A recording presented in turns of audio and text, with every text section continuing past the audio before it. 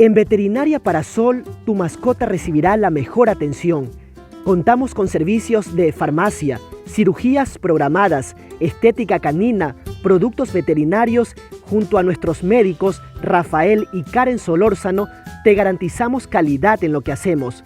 Visítanos en Avenida 5 de Junio y Juan Montalvo. Además, síguenos en nuestras redes sociales. ¡Te esperamos!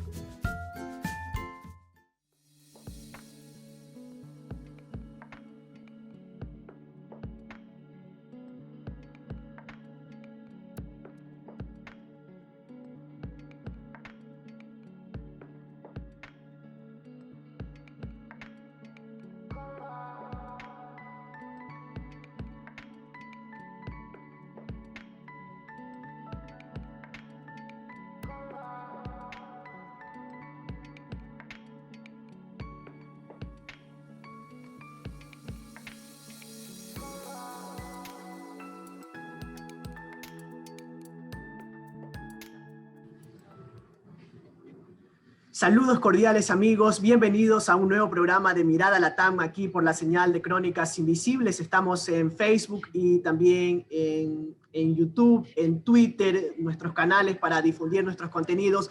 Cada domingo 18 horas estamos acompañándoles, hablando de la coyuntura política. Hace poco estuvimos hablando de la constituyente en Chile.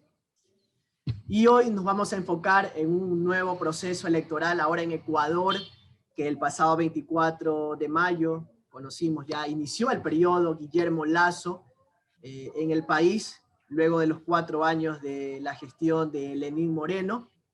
Y tenemos invitados especiales. Bueno, con uno de ellos tenemos algún inconveniente en la parte técnica. Esperemos que en algún momento se pueda unir a este diálogo, si no, con toda seguridad será en una próxima ocasión. Bueno, esta es la nueva normalidad que nos ha tocado vivir con el tema de la tecnología, adaptarnos. Y paso ahora sí a presentar a mi invitada para hablar de este tema de Guillermo Lasso, de la política ecuatoriana y cuáles son los desafíos que le espera al Ecuador. Y bueno, en estos últimos semanas se ha hablado mucho del efecto Lasso. ¿Cuál podría ser ese efecto Lasso? Y la pregunta que nosotros habíamos planteado es, ¿responderá a las demandas sociales? Que es un poco esta circunstancia de la coyuntura, de la pandemia, de la crisis sanitaria, también se ha visibilizado también el descontento de la población, de la ciudadanía. Angélica Abad, ella es politóloga, tiene un doctorado en procesos políticos contemporáneos por la Universidad de Salamanca, forma parte del cuerpo docente e investigador de la Facultad de Ciencias Económicas y Administración de la Universidad de Cuenca y es parte de la red de politólogas No Sin Mujeres. Le damos la bienvenida y estamos gustosos de que nos acompañe en esta jornada. Bueno, muchas gracias antes que nada, Julio, por la invitación y enhorabuena por esta iniciativa en Crónicas Invisibles. Sobre lo primero, es todavía muy pronto, si se quiere, saber si es que, o digamos, cuáles van a ser los alcances del gobierno de Lasso, ¿no? El escenario de la segunda vuelta electoral, la conformación de la asamblea, más todas las presiones sociales y económicas que ha originado la pandemia, más la propia pandemia, hace que sea digamos, es muy incierto si se quiere realmente poder suponer o tirar escenarios sobre lo que podría suceder a futuro con el gobierno de Lasso, ¿no? Entonces es más bien un reto conversar sobre este tema que ustedes acaban de plantear. Bien, y le invitamos al público también a que se pueda unir, que pueda compartir, que le dé like para llegar a más personas. Eso será muy importante. Y también darle el agradecimiento a Veterinaria Parasol, que hace posible que este programa salga al aire por Facebook Live y también en nuestro canal de YouTube. Así es, estimada Angélica, y me gustaría iniciar con ese primer discurso de Guillermo Lasso el 24 de mayo en la Asamblea Nacional, ante el país, ante los medios internacionales, también organismos internacionales. Y me gustaría saber si en ese primer discurso Guillermo Lasso fue un discurso claro de cuál será esa ruta de trabajo. Habló, por ejemplo, tema de la desigualdad, habló sobre el tema de la mujer, habló sobre la pobreza. que es muy importante, lo de la corrupción, dar una atención prioritaria. Pero, estimada Angélica, ¿quedó claro ese discurso de cuál será el camino, la ruta que trazará este nuevo gobierno, estimada?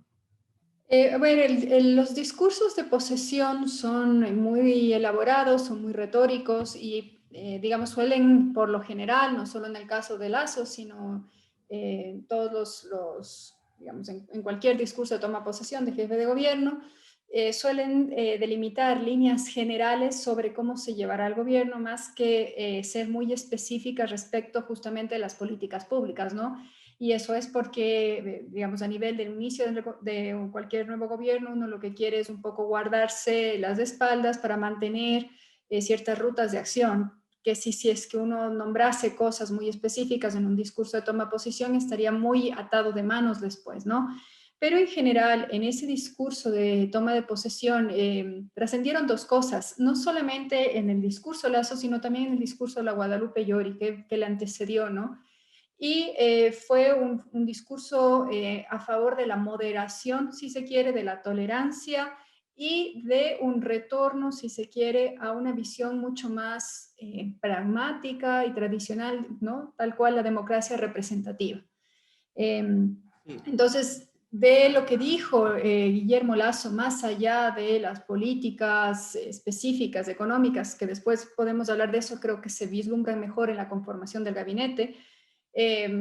Guillermo Lasso hizo hincapié mucho en eso, que se iba a respetar a la democracia representativa, los pesos, contrapesos y las atribuciones de cada una de las funciones del Estado.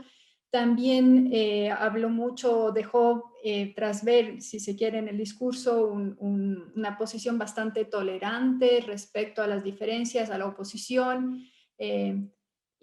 Por último, yo creo que esto sí se vio más, también delineó, digamos, un eje de transparencia dentro de su gobierno, que después también trascendió con el tema del código de ética, que se firmó posteriormente y que se supone todos los funcionarios dentro del gobierno tienen que cumplirlo, ¿no? Entonces, más bien, yo creo que eso es, en términos de principios generales de cómo se va a llevar a cabo, cómo quisiera el Lasso que se lleve a cabo los 4 años de su administración, es lo que resalta, ¿no? Democracia, tolerancia y transparencia, más que lineamientos de políticas públicas. Lo que tú me preguntas, yo creo que se puede ver más bien en la conformación del gabinete.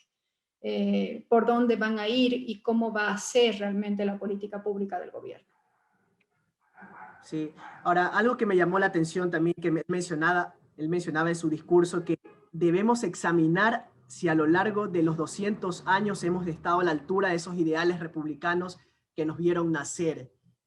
Entonces, en ese sentido, bueno, para algunos analistas creen que esos ideales iniciales republicanos están un poco, de cierta manera, atados a la época de la colonia, donde no habían ciertos derechos, y que también se debe pensar en una evolución del qué hacer político.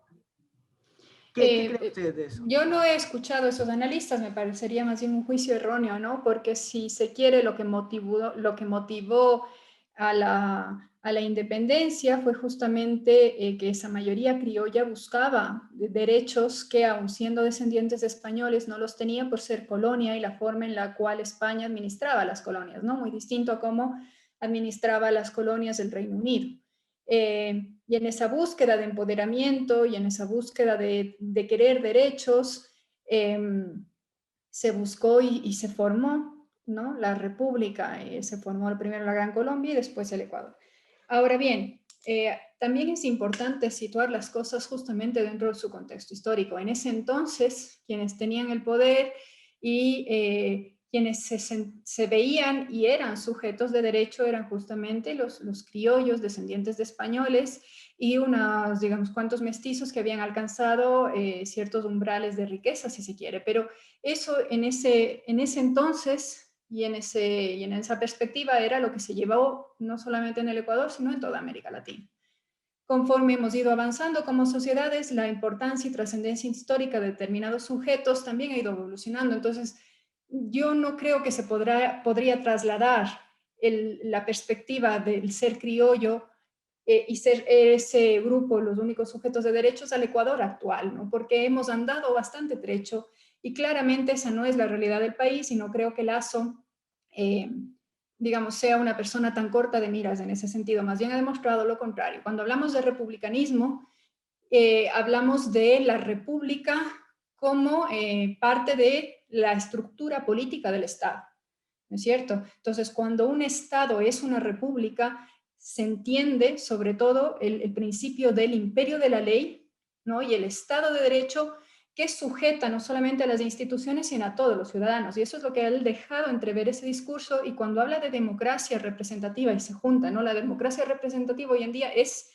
republicana en su base, ¿no? Parte de ahí, del tema de la división de poderes, del que existan instituciones que tienen pesos y contrapesos, que exista un marco jurídico dentro del cual todos operamos, tanto instituciones como personas y políticos, es parte de esa visión representativa de la democracia. Pero también dentro de la democracia como principio, el tema del pluralismo, del respeto al disenso, del respeto a la diferencia de opiniones, de la garantía de la libertad de la competencia, es lo que dejó entrever, insisto, no solamente el discurso de Lasso, sino también el de Guadalupe Llori, haciendo clara alusión, si se quiere, a la década de gobierno de Rafael Correa, que fue, digamos, en ese sentido, Arauz, el gran perdedor, al haberse aupado y cargado de hombros a Correa, en donde se percibía, y se percibía por la otra mitad de la población, o muchas personas, que había, si se quiere, una vulneración justamente de esos principios fundamentales de la democracia y había una transgresión al Estado de Derecho y, por tanto, transgresión a los principios republicanos. Yo creo que el discurso de Lasso va por ahí más que, y me parece más forzado el argumento de querer vincularlo eso con la realidad que en su momento dio origen a la independencia de los países.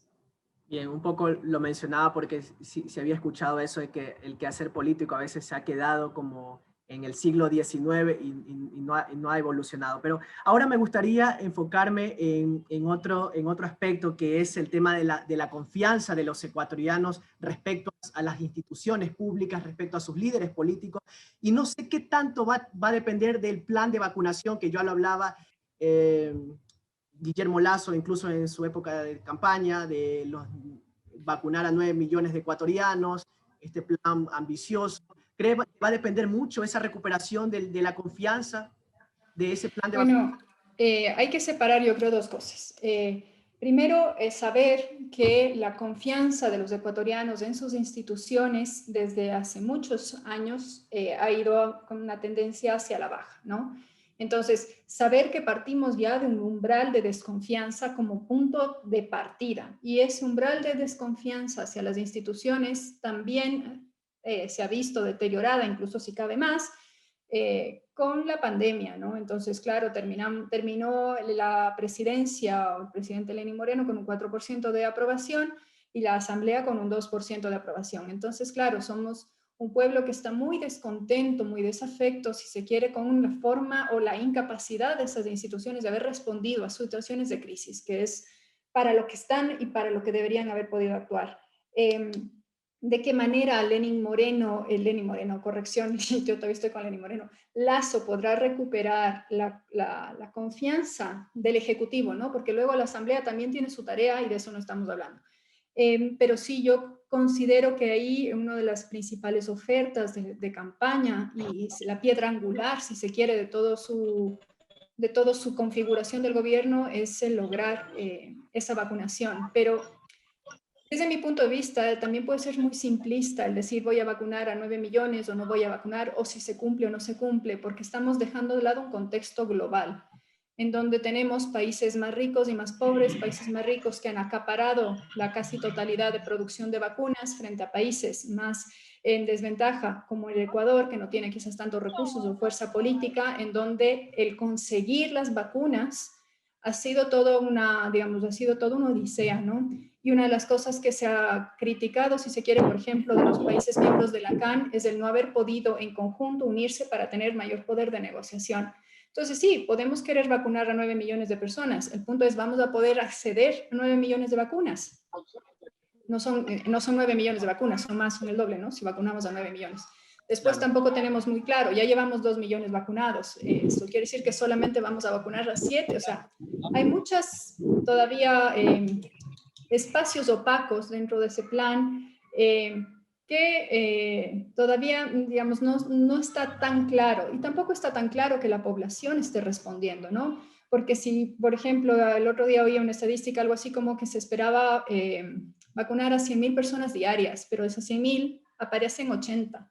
¿Qué pasa con esas otras 20.000 que no están acudiendo a los puntos de vacunación? Entonces, creo que es el tema de la vacunación y el manejo de la pandemia ha sido fue el talón de Aquiles de Lenín Moreno y será el gran reto del gobierno de Guillermo Lasso, porque tiene muchas aristas, no es solamente el coger y vacunar, tiene una arista internacional, tiene otra local, tiene que ver con la disposición, con dineros y con otra serie de cosas.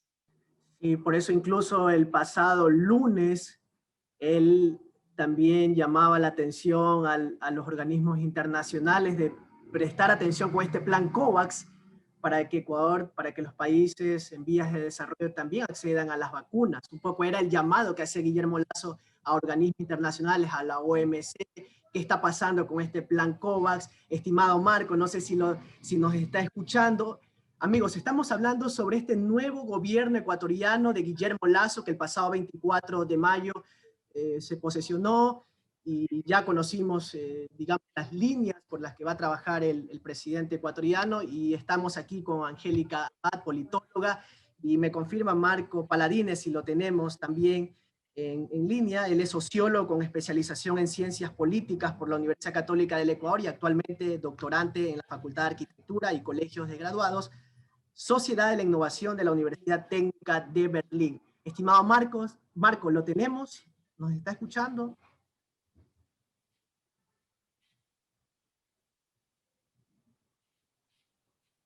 Bien, parece que continuamos con ese inconveniente de la conexión. Bueno, estábamos hablando del tema del plan de vacunación. Será un reto, sin duda, ya lo mencionaba Angélica, para el gobierno.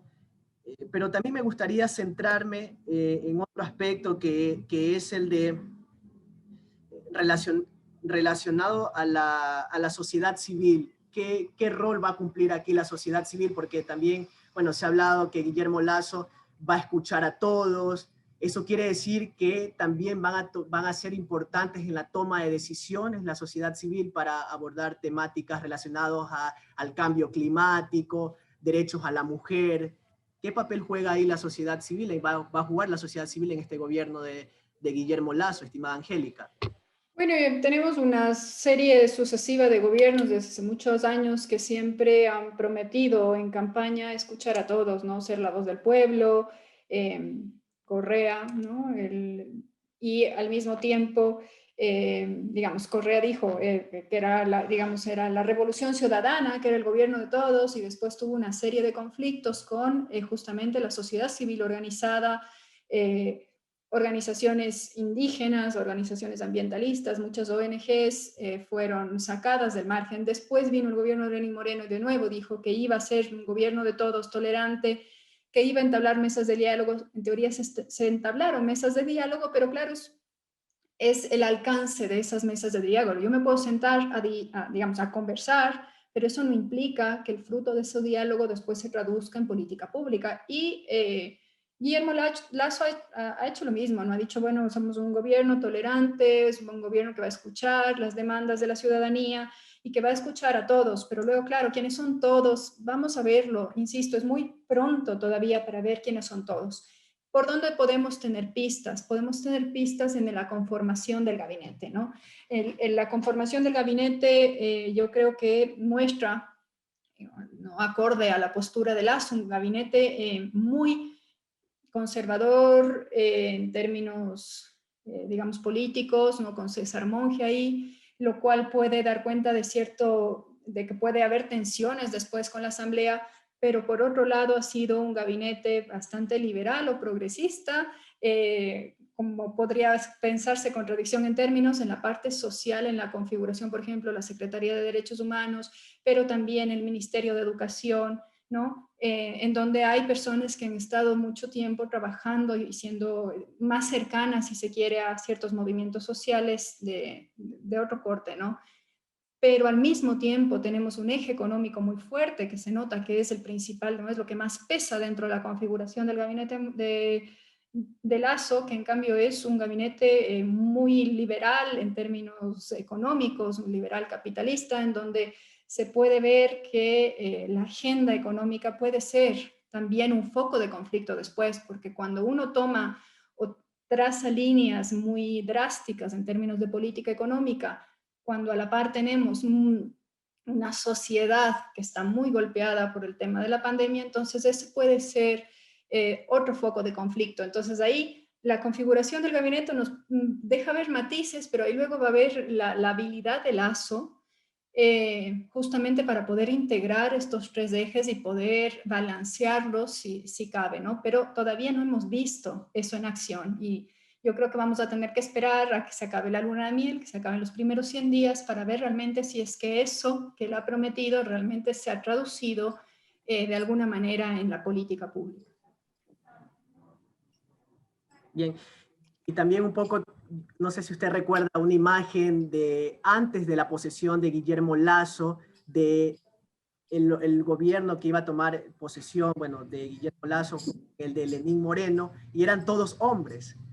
Y era la crítica un poco que se hacía de qué rol va a jugar también la mujer en la política ecuatoriana, y era un poco como usted dice, un gobierno más conservador. Cuando ya lo tenemos en línea a Marcos Paladines, entendemos esta situación de la conectividad, es todo un desafío. Ya vamos, esperemos tenerle con claridad, pero ¿qué opina de ese criterio, estimada Angélica? ¿Qué rol va a cumplir la mujer, un poco pensando en estos 4 años de gobierno? A ver, cuando yo me acuerdo haber criticado esa foto en Twitter, claro, el gabinete de transición eran todos hombres y se llenaban la boca. Los candidatos al final se dieron cuenta de que era una cuestión que podía atraer mucho votante, tanto Arauz como Lasso al final de campaña prometieron gobiernos igualitarios y prometieron equidad de género y prometieron luchar, ¿no?, por reducir las desigualdades entre hombres y mujeres y cuestiones de violencia. En el gabinete conformado hay 7 mujeres y 23 hombres, ¿no?, entre ministros, secretarios y asesores. Eso nos da cuenta, digamos, justamente de hasta dónde o hasta qué punto puede llegar esa paridad. Ahora bien, dentro de la configuración de ese gabinete, estas 7 mujeres están asociadas a temas sociales que usualmente son las que se han asociado con agendas femeninas, si se quiere, ¿no?, feministas y femeninas también.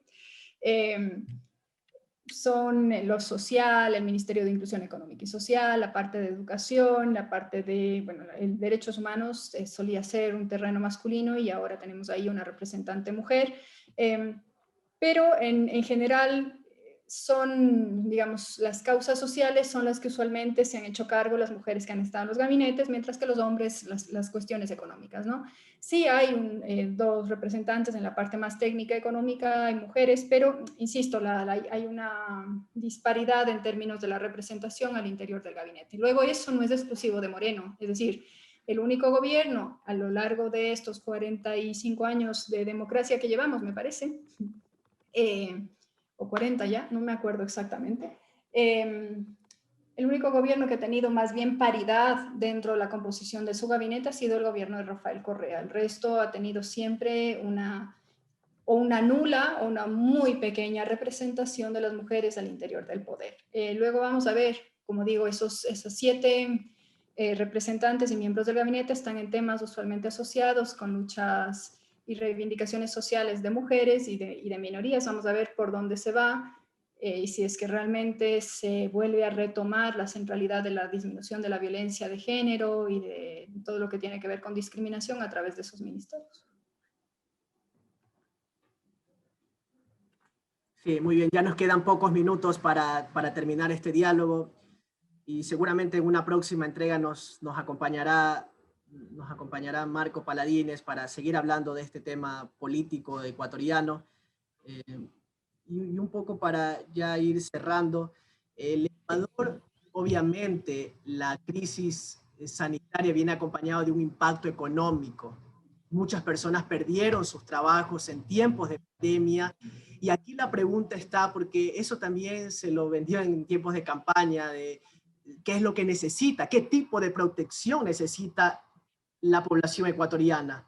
Entonces, el tema del bono, se habla tanto de la renta básica universal incluso, que es elemental para garantizar el bienestar, para garantizar elementos básicos para la ciudadanía, pero por otro lado está Guillermo Lasso, que menciona el reactivar la economía a través de estos préstamos de bajos intereses. ¿Cuál debe ser el rol del Estado respecto a esta protección a los ciudadanos, estimada Angélica? Bueno, yo creo que en ambos, tanto en la reducción de intereses, digamos, a los niveles más básicos jamás existidos en la historia, a 1% creo que era, tanto como quienes proponen, detrás de los proponentes de la renta básica hay bastante demagogia, tanto de un lado como del otro, porque uno tiene que tomar en consideración si es que el Estado está o no en la capacidad, y yo creo que ahí nos topamos con una pared, si se quiere, ¿no? Todas las soluciones fáciles, aparentemente fáciles para salir de una crisis económica como en la que estamos, probablemente tengan un buen contenido de demagogia detrás, ¿no? Porque no existe solución tan fácil a una situación tan compleja, ¿no? Los ecuatorianos hemos retrocedido en términos de niveles de pobreza, de desigualdad, de disminución de protección, en más de 10 años, ¿no? Con este año de pandemia. Y eso muestra varias cosas. Primero muestra lo superfluo realmente de estos cambios en la disminución de pobreza que vivimos entre el 2010 y el 2017 más o menos. Se redujeron bastante las tasas de pobreza, pero el hecho de que a través de una pandemia esos niveles hayan vuelto automáticamente al estado anterior nos da cuenta de que esos cambios en los niveles de pobreza no fueron cambios estructurales, no fueron cambios justamente que se sostenían muchos de ellos a base de los bonos del Estado, ¿no? Que implica que el rato que yo quito el bono, yo vuelvo a mi condición automáticamente anterior. Entonces es un reto grande, pero es un reto que no solamente le va a competir a Moreno, porque implica un cambio en las políticas de Estado y en la visión de Estado para poder hacer a Lasso. Yo sigo con Moreno. A Lasso implica, digamos, ahí sí se requeriría un pacto político transversal que asegure políticas de Estado, que asegure que después de Moreno seguimos con lo mismo y después del siguiente gobierno seguimos con lo mismo. Y eso es algo que no se da en la política ecuatoriana, porque lamentablemente en la mesa de negociaciones no se negocia. Si negociáramos política pública sería otro cantar, pero negociamos cuestiones personales, intereses partidistas propios, negociamos la plaza en el hospital, negociamos el puesto de tal, ese tipo de negociaciones son las que menoscaban y las que restan la credibilidad a la política, pero también son los principales obstáculos luego para generar realmente un buen clima, ¿no? Porque no es solamente la renta básica, no es solamente la disminución de la tasa de interés, es el hecho de que el 50% de la población ecuatoriana o más es un empleo informal que no está protegido por la seguridad social, es el hecho de que la seguridad social ha sido incapaz de incorporar a esa masa de trabajadores para protegerlos y brindarles sus derechos, es el hecho de que al mismo tiempo los empresarios, que son los que generan empleo, los productores, se ven ahogados por una serie de otras presiones que no solamente son fiscales, en donde sí, ellos dicen, pues se nos encarece contratar a más gente, bueno, entonces vamos a ver, entonces es el hecho de reconocer que en la mesa tienen que sentarse distintos sectores y empezar a ceder y hacer una planificación a largo plazo. Desafortunadamente, esas voluntades políticas que no solamente involucran al empresariado, sino también a los trabajadores y a los partidos políticos y a las organizaciones sociales, nunca se han visto en el Ecuador, ¿no? Y por tanto, yo ahí no tendría mucho cuidado, no es solo culpa del Ejecutivo cuando esas cosas no se logran. Puede ser que el Ejecutivo, veamos de aquí en 100 días realmente qué tan transigente o qué tan intransigente es, pero es un reto grande que debería ser una cuestión a largo plazo y involucra a mucha más gente, ¿no? Bien, nos quedan en 2 minutos, estimada Angélica, las conclusiones. Esperamos tenerla en una próxima entrega, estimada Angélica, para poder intercambiar ideas con Marco. Era la idea, este programa es formato debate, intercambio de ideas, hoy hablando sobre la coyuntura política ecuatoriana y los desafíos que tendrá Guillermo Lasso para el país. Guillermo Lasso también ha mencionado que se va a medir con rigor el tema de la corrupción, y incluso lo escuchaba el pasado lunes, que él visitaba una de las instituciones donde se están vacunando en la capital de la República, en Quito. Mencionaba que quien termine jugando con la salud pública ecuatoriana, lo que le espera es la cárcel. Eso, digamos que ha sido una aproximación, sería un buen síntoma de un buen inicio de gobierno. Bueno, esto sería muy en línea con esos principios generales que hablábamos del discurso de toma de posesión, ¿no? El tema de la transparencia, el tema de la lucha contra el nepotismo, los favoritismos, todo lo que implica clientelismo y patronazgo, ¿no? Dentro de la política. Los grandes retos, efectivamente, va a ser el poder vacunar a las personas, el poder gestionar todo eso bien dentro de todas las limitaciones que tiene el Estado, porque el Estado tiene una capacidad y es la que es, no es más que esa, punto. Y eso como que a veces no lo consideramos. El siguiente reto, efectivamente, yo creo que va a ser el tema de la educación, ¿no? Todos, digamos, el único mecanismo que tiene un país para garantizar bienestar a largo plazo de sus ciudadanos es mejorar los niveles de la educación, la calidad de la educación, y eso hemos perdido mucho durante pandemia. Ya se le ha llamado la atención al Ecuador desde varios organismos internacionales al respecto. Y después otra cosa que está en juego es el tema de la seguridad, ¿no? Yo creo que en Guayaquil, en Cuenca, se habla más de eso que en Quito, porque nosotros tenemos en este caso las cárceles de máxima seguridad. Entonces todo este aumento de, digamos, todo este, digamos, lo que hemos visto a través de redes sociales y de medios de comunicación, que desde la cárcel se maneja casi toda la delincuencia organizada del país, también crea un clima de inseguridad y de desprotección que yo creo que también va a ser un gran reto dentro del gobierno de Lasso, ¿no? Entonces la parte de educación, pero sobre todo yo creería la educación preescolar, básica, secundaria. Luego tiene otro reto con el tema de la educación superior, pero esos son importantes, y después el tema de la seguridad. Y junto con el tema de seguridad vinculamos también con una agenda de género, ¿no? Que tiene que ver con la reducción de los niveles de violencia en contra de la mujer, que es otra de las cosas que se ha transparentado en la pandemia. ¿Hasta dónde llega ese fenómeno? ¿Hasta digamos, qué tan normalizado está dentro de la sociedad ese tema? Y entonces es un reto importante. Muchísimas gracias, estimada Angélica. Ya no nos queda nada de tiempo, será hasta una próxima entrega aquí en Crónicas Invisibles, y le invitamos a ustedes que puedan compartir nuestros contenidos. Estamos en vivo en Facebook Live y también en nuestro canal de YouTube. Será hasta la próxima. Gracias. Gracias.